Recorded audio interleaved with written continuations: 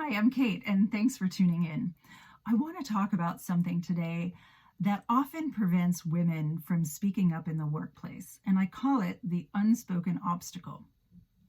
I've been studying women in the workplace for over 25 years now, and sadly, if there's one thing that has remained consistent throughout that time, it's that we have a contribution crisis. Men speak up more in meetings 5 times more often, and they're making more of the decisions. And when women try to speak up, they're either talked over, interrupted, or discredited altogether. We have a contribution crisis. And so what do we do about it? We can certainly point our finger at gender bias in the workplace, which, by the way, used to be the unspoken obstacle. Right? But now I'm strongly encouraged by how many companies are talking about it openly with their teams, and managers are getting their teams together and they're discussing why it happens and why it matters. And they're also looking at what to do about it. So I'm really encouraged by this. But when we look at gender bias in the workplace, it really is a two-part equation. Certainly what the company is doing is a great part of that, but we also need to take personal responsibility. What are we doing as women to help ourselves in the workplace? So I want to look at that. The number one thing that I see that women really need to acknowledge is that their voice matters. And sure, you can say, oh yeah, sure it does. And it's easy for a manager to say to one of their female employees, hey, you ought to be speaking up a little bit more in meetings. Easy to say that. But we really need to dig deeper into what is holding women back. What is that unspoken obstacle? For me, where I have done most of my research is into the ego.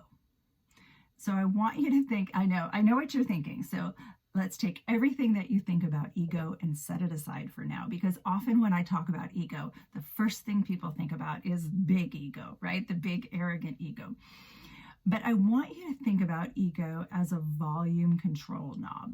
Okay, so you can turn it all the way up to 10, or you can turn it all the way back down to 0. Now, certainly when that volume control is all the way up at 10, that's exactly what you're thinking about. It's that big, arrogant, self-important, often overcompensating ego, the one that dominates the conversation and does not help themselves in the meeting for sure, right? That is not a good way to contribute to a conversation in a credible and authentic manner. And that's what we're after. We're after contributing our voices in an authentic and credible manner. And when I say that, I mean authentic to you and credible to others. And that really is the key. Okay, let's turn that volume control knob back down to 1 or 0. Now what happens there?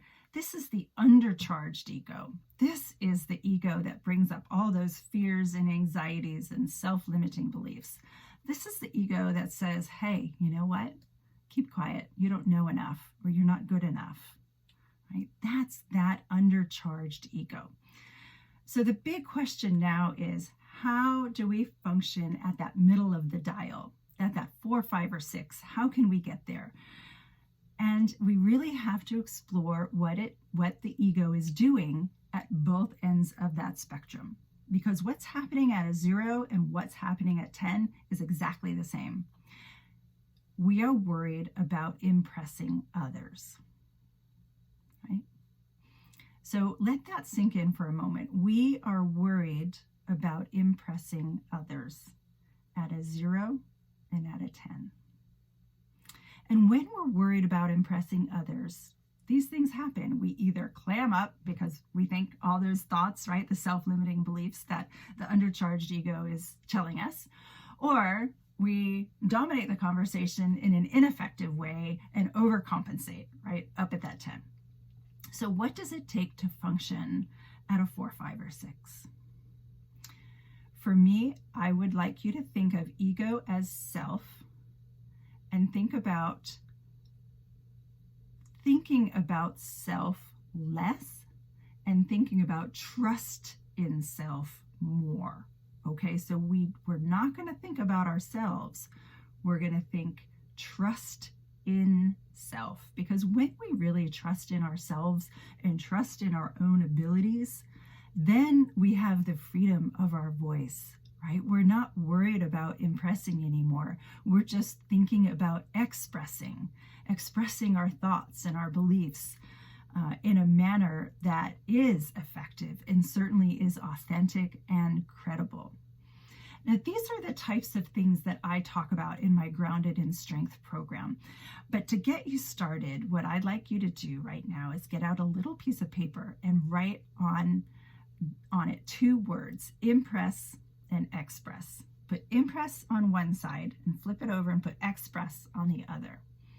And then anytime you're in a situation where you're worried about impressing others, I want you to visualize that little sheet of paper, and I want you to flip it over and think, I need to express myself. Right? And just that one simple thing has helped so many of my clients bust through that little unspoken obstacle that's out there and free their voices when we stop worrying about what other people will think and we trust in ourselves and our own ability. So I hope this has all made sense to you. I have a little gift I'd like to give to you. It's a free ebook and it's on my website. If you just go to communicationtactics.com, and that's communication singular, communicationtactics.com. Scroll down to the bottom of that homepage and you'll find a little form to fill out, and you can have my free ebook. While you're there, check out some of my programs. Of course, I'd love to work with you, and I'd love to hear from you, and I'd love to hear what you think, and if this one little tip has helped you kind of bust through that unspoken obstacle. All right, thank you. Take care.